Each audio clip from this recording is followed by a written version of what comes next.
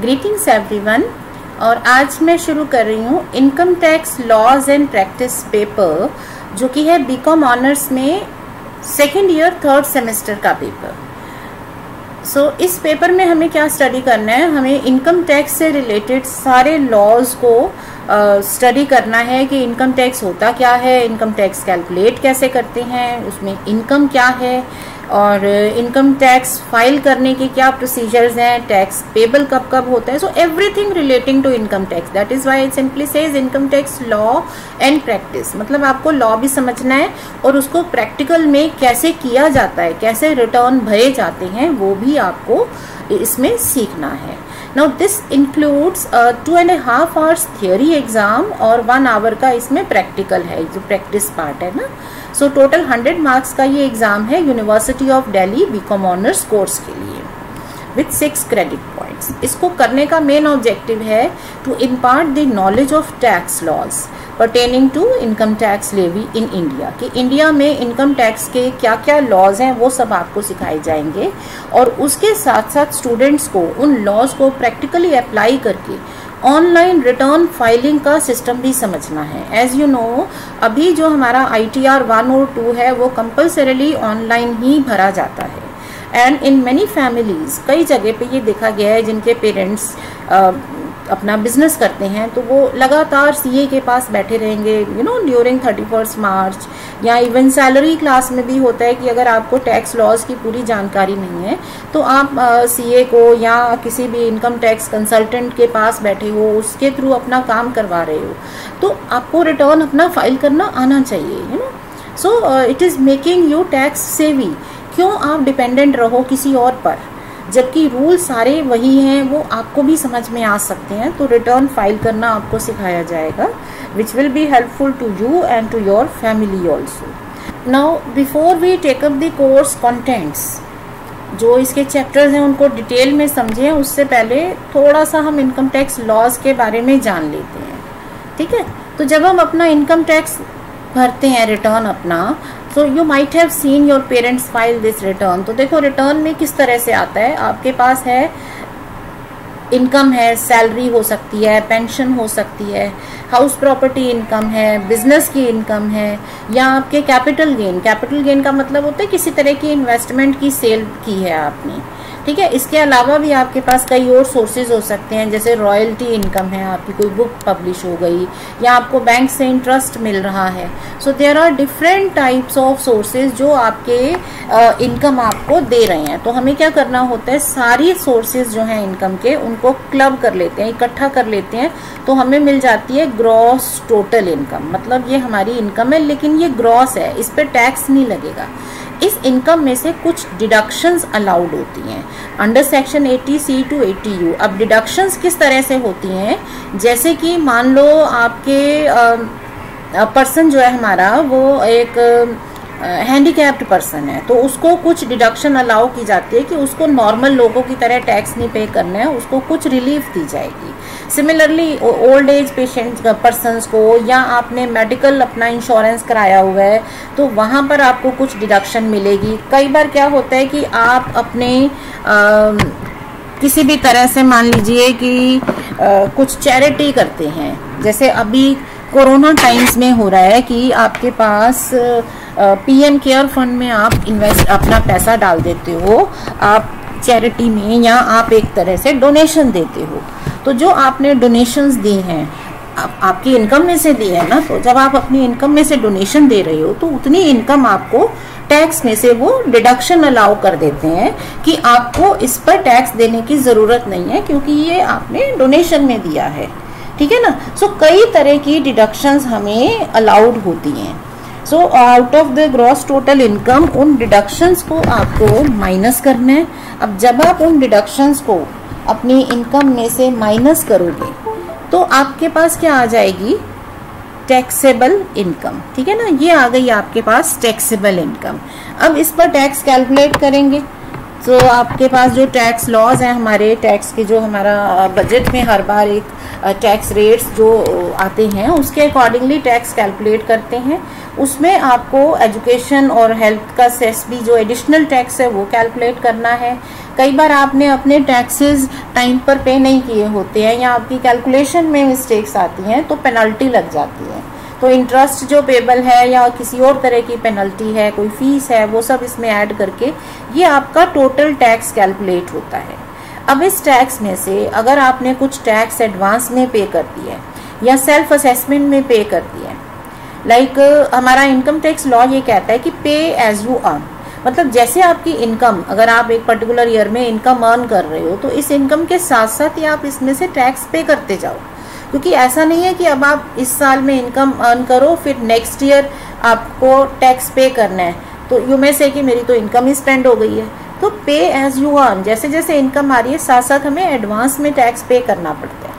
ठीक है, तो ये हमारे टैक्सेस हमें जो पे कर दिए हैं, या कुछ हमारे टैक्सेस सोर्स पे कटते हैं। जैसे अगर आप किसी के यहाँ काम कर रहे हो तो आपका एम्प्लॉयर की ड्यूटी बनती है कि वो आपकी सैलरी में से टैक्स काट के आपको दे, या आपने बैंक में पैसा जमा कराया है तो बैंक आपका जो इंटरेस्ट है उसमें से जितना भी टैक्स बनता है 10% या जो भी रेट है उसके अकॉर्डिंगली कुछ टैक्स वो कलेक्ट करके आपको नेट जो है वो आपको इंटरेस्ट देता है।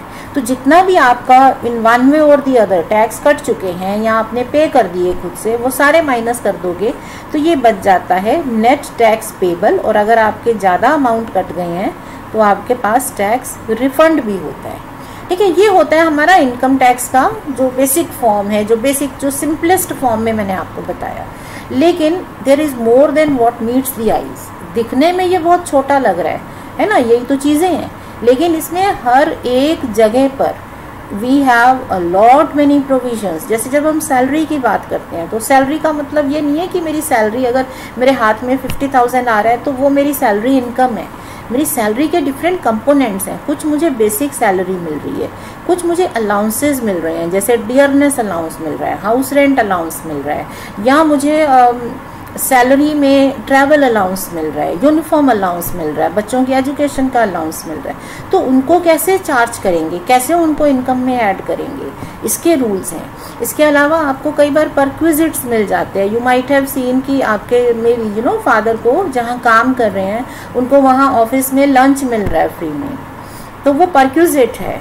या उनको रहने के लिए अपनी कंपनी की तरफ से एक फुली फर्निश्ड हाउस मिला हुआ है, तो ये परक्विजिट्स हैं। सो इनको वैल्यू करना पड़ेगा और इससे हमें सैलरी इनकम कैलकुलेट करनी है। इसमें से कुछ डिडक्शंस अलाउड होती हैं, तो माइनस करके नेट इनकम आती है। फिर हाउस प्रॉपर्टी की इनकम कैलकुलेट करनी है। समटाइम्स वी मे से कि ठीक है मेरे हाउसेज हैं लेकिन मैंने तो रेंट पे नहीं दे रखे, तो मैं इस पर टैक्स क्यों दूँ? तो आपको लॉ देखना पड़ेगा ना। लॉ ये कहता है कि एक हाउस प्रॉपर्टी एग्जेम्प्ट है। If you have one house property in your name that will be exempt from income, but beyond that अगर आपके पास एक से ज़्यादा हाउस प्रॉपर्टी है तो अब चाहे आप उसको दो रेंट पे ना दो, आपको टैक्स तो पे करना पड़ेगा, क्योंकि ये एक आपकी एसेट बन चुकी है which is going to fetch you income. तो अगर आप इनकम नहीं ले रहे हो तो टैक्स तो फिर भी आप दोगे। फिर बिजनेस और प्रोफेशन की इनकम है, कैपिटल गेंस, जैसे आपने कोई इन्वेस्टमेंट की सेल कर दी, ठीक है ना, उनके कैपिटल गेंस हैं।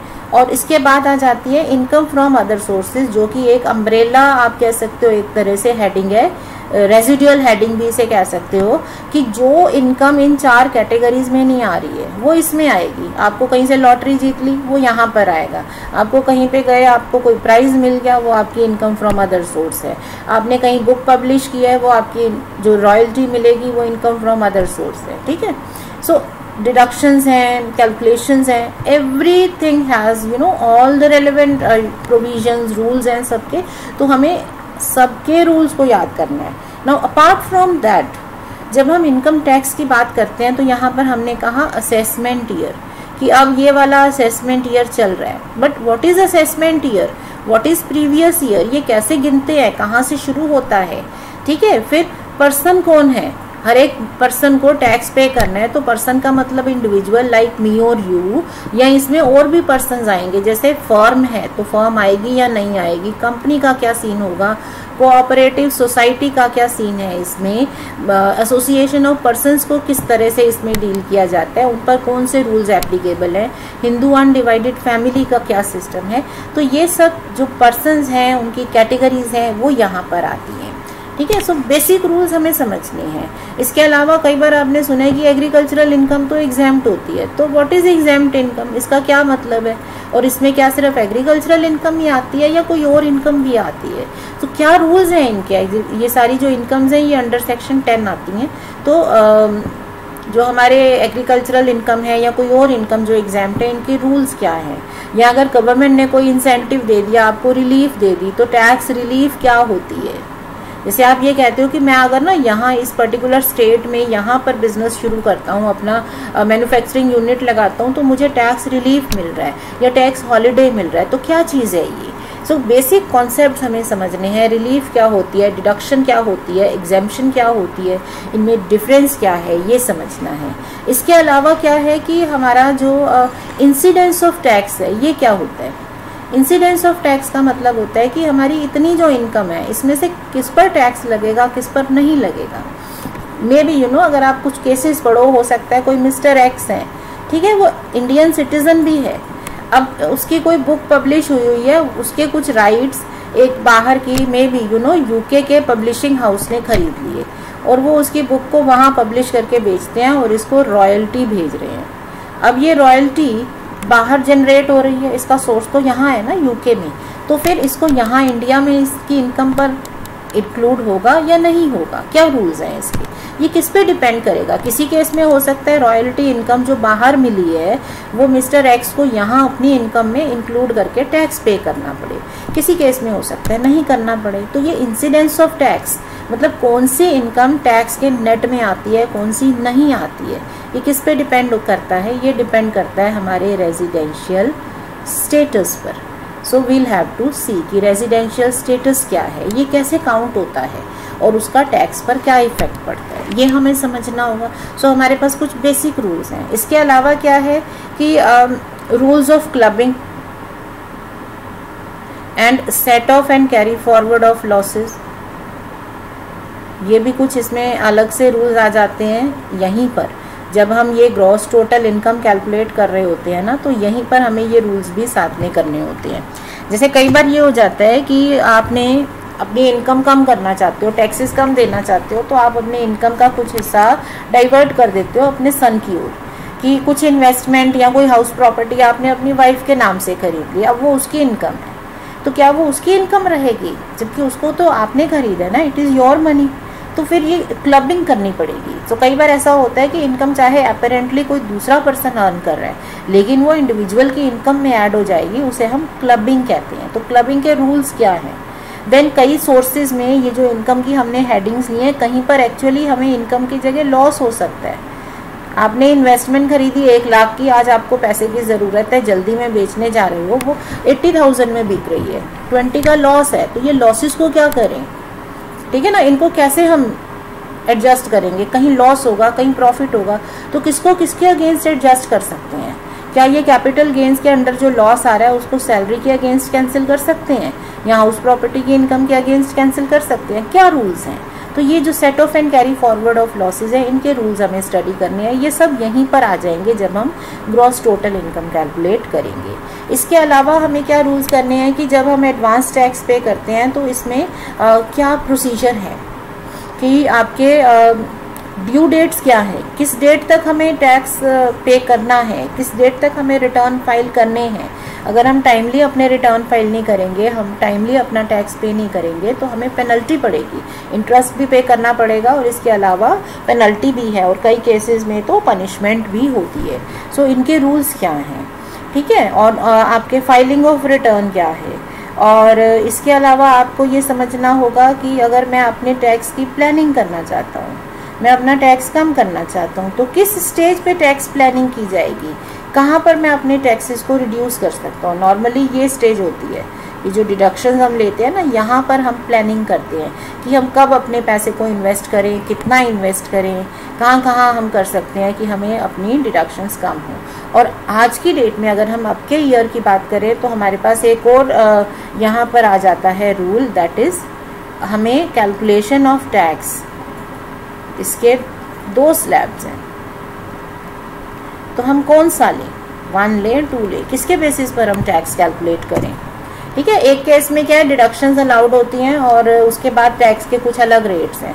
दूसरे केस में क्या है कि डिडक्शंस अलाउड नहीं है और आपके टैक्स के रेट्स अलग हैं। तो फिर कौन से वाला हमें अप्रोप्रिएट है, तो कौन सा टैक्स नेट, कौन सा टैक्स स्लैब हम फॉलो करें। सो ये जो सारे चीज़ें हैं, all these are a part of your income tax laws. तो हम इनकम टैक्स में ये सब पढ़ेंगे। ठीक है, तो हमारा ऑब्जेक्टिव क्या है कि हमें एक तो इनकम टैक्स के जो बेसिक कॉन्सेप्ट्स हैं, assessment year, previous year, assessee, different type of persons, residential status, exempt income, ठीक है, ये सब हमें पढ़ना है, बेसिक कॉन्सेप्ट्स हमें आने चाहिए। उसके बाद है 5 हेड्स हैं आपके पास, यू हैव 5 हेड्स, तो उसमें से 2 हेड सैलरी और हाउस प्रॉपर्टी सेकेंड में डाल दिया है और 3 हेड इसके जो है business profession, capital gain and other sources को नेक्स्ट यूनिट में डाल दिया है। सो 2 यूनिट्स में हम ये सारी इनकम के कैलकुलेशन सीखेंगे। उसके बाद रूल्स ऑफ क्लबिंग, एग्रीगेट और set off losses, deductions allowable, then computation of taxable income, tax liability. अब ये सब आपका आ जाता है 4th यूनिट के अंदर कि हमें ये सब चीज़ें आनी चाहिए। And finally we need to understand the online filing of returns. तो उसके बेसिस पर चैप्टर्स डिसाइडेड हैं। जो बेसिक कॉन्सेप्ट्स हैं वो इंट्रोडक्शन में आते हैं। नेक्स्ट यूनिट है आपका income under the first 2 heads, salary and house property, फिर है income under the other 3 heads, then computation of total income and tax liability, then preparation of return of income. ये सब चीज़ें हैं। बट एक चीज़ हमेशा याद रखो, हम may be you know at a time आप जो पढ़ रहे होगे ये पूरे जो इसका कोर्स है इसका एक छोटा सा पार्ट पढ़ रहे होगे। मे बी आप यहाँ पर टैक्स लाइबिलिटी की कैलकुलेशन सीख रहे हो, मे बी आप यहाँ पर कोई पर्टिकुलर डिडक्शन सीख रहे हो, मे बी आप सिर्फ सीख रहे हो एडवांस टैक्स के रूल्स, लेकिन इसकी फिटिंग कहाँ पर है, मतलब ये हमारा कहाँ है, ये इस ओवरऑल जो हमारा इनकम टैक्स है इसके अंदर इसकी प्लेसिंग आपको क्लियर होनी चाहिए। ठीक है, अगर मैं कैपिटल गेन सीख रहा हूँ तो मुझे पता है कि इसकी ये जगह है, यहाँ पे मुझे इसको डालना है, इसके बाद ये सारी चीज़ें आएंगी। अगर मैं इफ़ आई एम स्टडिंग से डिडक्शंस, तो I know that I am here, मेरे पास GTI ऑलरेडी है, ग्रॉस टोटल इनकम है और मैं उसमें डिडक्शन सीख रहा हूँ और उसके बाद मेरे टैक्सेबल इनकम की कैलकुलेशन, टैक्सेस की कैलकुलेशन, एडवांस टैक्स, ये सारा इसके बाद है। तो जो भी टॉपिक आप पढ़ रहे हो उसकी पोजीशनिंग ज़रूर याद रखो, क्योंकि ओवरऑल हमें जो काम करना है वो ये पूरा करना है। समझ रहे हो, ओवरऑल हमें क्या करना है, ओवरऑल हमें we are to understand all this, ये सब हमें करके आना है। तो हमें जो भी स्टेज पर हो हमें उसका पोजीशन क्लियर रखनी है। ठीक है, अब हम ले लेते हैं कोर्स को डिटेल में। ऑलराइट, तो हमारा जो पहला यूनिट था वो क्या है, बेसिक इंट्रोडक्शन, तो जिसमें हम बेसिक कॉन्सेप्ट सीखेंगे और सीखेंगे रेजिडेंशियल स्टेटस। ये 2 चीज़ें हमें सीखनी है। उसके बाद है computation of income under different heads, जिसमें we have 2 heads in unit 2, फिर अगले जो 3 हेड्स हैं वो यूनिट 3 में आते हैं। उसके बाद का जो सारा जो कहानी हमने सीखी है कि income of other persons included in assessee's income, जब दूसरे की इनकम आपकी इनकम में शामिल कर दी जाएगी, that is clubbing of income. फिर set off and carry forward of losses, फिर उसके बाद deduction, then rebates and relief, ये सब आएगा। ठीक है, फिर उसके बाद जब आप टोटल इनकम कैलकुलेट कर लोगे, अब आप टैक्स लाइबिलिटी कैलकुलेट करोगे। यहाँ पर हमें सिर्फ 2 पर्सन्स की बात कही गई है, इंडिविजुअल और फर्म, तो हम कंपनी की कैलकुलेशन नहीं सीखेंगे, हम नहीं सीखेंगे वर्किंग फॉर कोऑपरेटिव सोसाइटीज़ या बाकी कुछ नहीं सीखना, इन्हीं दोनों पे फोकस करना है। ठीक है, उसके बाद we have 5 leading cases decided by Supreme Court. तो एक्चुअल में जो रिटर्न फाइल होते हैं वो कैसे होते हैं, कहाँ प्रॉब्लम्स आती हैं, कहाँ मिस्टेक होने की पॉसिबिलिटी है, वो हम सीखेंगे इन केसेस के थ्रू। फाइनली हमारे पास क्या है, फाइलिंग ऑफ रिटर्न, वो मैनुअली भी सीखेंगे, ऑनलाइन भी सीखेंगे, TDS के रूल सीखेंगे और बाकी के जो हमारे प्रोविजंस हैं वो भी हम इसमें सीखेंगे। So this is all that we have in these chapters. यहाँ हमारे पास बुक्स हैं, एक सॉफ्टवेयर भी है आपके पास वीके सिंघानिया बुक में, और एक्सेल यूटिलिटी। ये तब काम में आता है जब हम ऑनलाइन फाइलिंग ऑफ रिटर्न सीखते हैं। अब आप क्योंकि इनकम टैक्स पढ़ रहे हो, सो प्लीज़ रिमेंबर कि हमें सिर्फ बुक्स की नॉलेज ही नहीं लेनी है। इनकम टैक्स में क्या है कि जैसे जैसे केसेस आते हैं कोर्ट में, तो उसके बेसिस पर कई बार हमें इंसाइट मिलती है कि ये जो प्रोविज़न है इसको तो ऐसे रीड करना था, इसकी अंडरस्टैंडिंग ये है। या कई बार रूल्स में चेंजेस भी होते हैं, लॉज में चेंजेस भी होते हैं। तो करंट टैक्स रिपोर्टर या इनकम टैक्स रिपोर्ट, एटलीस्ट कोई एक journal, one journal at least you should make it a habit कि हम इसे पढ़ें, हमें पता चले कि रियलिटी में क्या है। अब जैसे जब आप सैलरी सीख रहे हो, आप उसमें HRA सीखते हो, आप ट्रैवल अलाउंस सीखते हो, आप उसमें यूनिफॉर्म अलाउंस सीखते हो, कई चीज़ें सीख रहे हो, ठीक है ना। लेकिन वो चीज़ें ठीक है हम कर रहे हैं, हमें याद भी हो जाएंगी। लेकिन अगर हम एक केस पढ़ लें कि भाई देखो इस केस में यहाँ पर इस पर्सन से मिस्टेक हुई थी, ठीक है, उसकी कैलकुलेशन गड़बड़ हो गई थी और उसका असेसमेंट दोबारा करनी पड़ी थी। अब ये जो स्पेसिफिक केसेस होते हैं ना, ये हमें थोड़ी अंडरस्टैंडिंग हमारी इम्प्रूव करते हैं और हमारे काम को थोड़ा इंटरेस्टिंग बना देते हैं। दूसरों की गलतियाँ पकड़ना बहुत अच्छा लगता है ना। तो थोड़ा सा केसेस को करोगे तो अच्छा रहेगा, आपको याद होने लगेंगी चीज़ें, और ग्रेजुअली ये चीज़ें बिल्डअप हो जाती हैं। हमें पता भी नहीं चलेगा कब ये रूल्स हमें टिप्स पे आने शुरू हो जाएंगे। बट अगर मैं आपको कहूँ कि ये सारे रूल्स हैं, इनको पढ़ लो, इनका रट्टा लगा लो, तो वो थोड़ा मुश्किल लगेगा, बट ग्रेजुअली बिल्डअप करना पड़ेगा। So make it a habit to read, ठीक है। Now your assessment in DU is of 4 credit hours for lectures, 1 for tutorial and 1 for lab. जैसे मैंने बोला था ये प्रैक्टिकल भी है इसमें, तो एक आपका क्रेडिट आवर लैब का है, 4+1 आपका क्लास एंड ट्यूटोरियल्स का। 100 मार्क्स का एग्ज़ाम कैसे होगा? It includes end semester theory exam of 55 marks, जिसमें 2.5 आवर का एग्ज़ाम होगा थियोरी का, ठीक है। फिर एक इंटरनल असेसमेंट है 25 मार्क्स की है, जिसमें आपका अटेंडेंस आ जाती है, असाइनमेंट आ जाते हैं, प्रोजेक्ट्स आ जाते हैं। Then you have practical exam, जैसे I told you online filing of return आपको सीखना है, तो उसका प्रैक्टिकल एग्ज़ाम होगा जिसमें बाहर से एग्जामिनर भी आएगा। तो it is not between you and your teacher, यहाँ पर एक एक्सटर्नल एग्जामिनर आएगा और आपको सॉफ्टवेयर यूटिलिटी टूल के साथ आपको XML फाइल के थ्रू ये बनाना सिखाएंगे। सो आई होप ये आपको जो कोर्स कंटेंट है समझ में आया है। It's a very detailed law है, लेकिन हर पेपर की एक डेप्थ होती है। आप दिल्ली यूनिवर्सिटी में BCom ऑनर्स कर रहे हो, यहाँ पर इनकम टैक्स पढ़ रहे हो, या आप इनकम टैक्स BCom प्रोग्राम में पढ़ रहे हो, या आप किसी और यूनिवर्सिटी में पढ़ रहे हो, तो कितनी डेप्थ होगी, ठीक है। कहाँ तक हमें जाना है, कौन सी हमारी जो एडजस्टमेंट्स हैं वो ज़्यादा इम्पॉर्टेंट है, वो किस पे डिपेंड करेगा? आपके पेपर की गाइडलाइंस पर।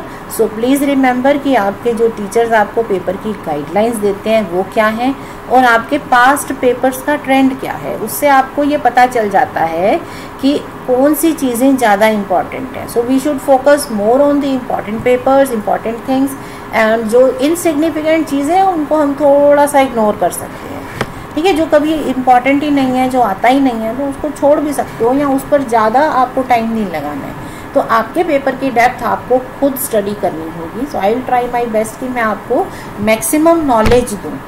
तो यहाँ नॉलेज मिलेगी, लेकिन आपके पेपर का ट्रेंड जो है वो या तो हम बाद में एग्जामिनेशन पेपर्स को स्टडी करेंगे, या फिर आप उनको अपने पिछले 10 ईयर पेपर्स के थ्रू देख सकते हो। और जहाँ आपको लगता है कि नहीं ये तो एक्स्ट्रा पढ़ाया जा रहा है, ज़्यादा पढ़ाया जा रहा है, आप उसको इग्नोर कर सकते हो, ठीक है। पढ़ लोगे, समझ लो, ठीक है, रट्टे नहीं लगाओ, उसको छोड़ दो, कोई बात नहीं, पर अपने पेपर के अकॉर्डिंगली ही स्टडी करना। ये बहुत डेप्थ वाला पेपर है। आई एम अगेन सेइंग, मैं ऑनर्स के हिसाब से बता रही हूँ, बाकी आप अपने एग्ज़ाम के हिसाब से करेंगे। Now I have uploaded this video on my this channel commerce classes. However, क्योंकि मेरे कॉमर्स क्लासेस में अकाउंटिंग के काफ़ी सारी प्लेलिस्ट चल रही हैं, जिसमें फाइनेंशियल अकाउंटिंग आ जाता है 11th का, 12th का, BCom ऑनर्स का, कॉर्पोरेट अकाउंटिंग आ जाता है, और उसमें भी चैप्टर वाइज भी मेरी प्लेलिस्ट है। इसके अलावा accounting on your basic accounting, accounting on your tips भी उसमें आ जाता है। सो कई इसमें लिस्ट मेरी पैरेलल चल रही हैं। मैनेजमेंट अकाउंटिंग के भी कुछ टॉपिक्स मैंने डाले हैं। So I do not want to dilute that. ये ना हो कि उनकी लिस्ट में आपके इनकम टैक्स की चीज़ें जो हैं वो आपकी मिस हो जाएं। So I will be uploading all my incoming videos. जो मेरे इनकम टैक्स के वीडियोज़ होंगे वो मेरे जाएंगे tax laws, investments and wealth building. ये मेरा दूसरा यूट्यूब चैनल है जिसमें मैं मेजरली इनकम टैक्स लॉज की बात करूंगी, उससे रिलेटेड इन्वेस्टमेंट्स, टैक्स प्लानिंग कैसे हो, इन्वेस्टमेंट कहाँ पर करें और हम कैसे अपनी वेल्थ बढ़ा सकते हैं, हम कैसे अपनी इनकम बढ़ा सकते हैं। सो थोड़े से जनरल टॉपिक होंगे और कुछ टैक्स लॉ से रिलेटेड भी टॉपिक्स लूँगी, जैसे हम अपना पैन कार्ड कैसे अप्लाई करते हैं, पैन और आधार को कैसे लिंक किया जाता है, ठीक है। इनकम टैक्स रिटर्न जो है वो फाइल करने का सिस्टम क्या है, ठीक है। कौन सा ITR आपके लिए एप्लीकेबल है, आप ITR 1 भरोगे, 2 भरोगे, कौन सा भरोगे। तो ये जो थोड़े जनरल टॉपिक्स हैं और थोड़ा आपका इनकम टैक्स का, so everything relating to taxation and investments in wealth building, वो इस मेरे नए चैनल में आप सीखोगे। इसका लिंक मैं नीचे आपको जो कमेंट सेक्शन है या इसके जो डिटेल्स है जिसमें बताती हूँ मैं वीडियो के बारे में, उसमें डाल दूँगी। So that is it for the day. So thank you very much. आगे मिलते हैं with new videos. Thank you.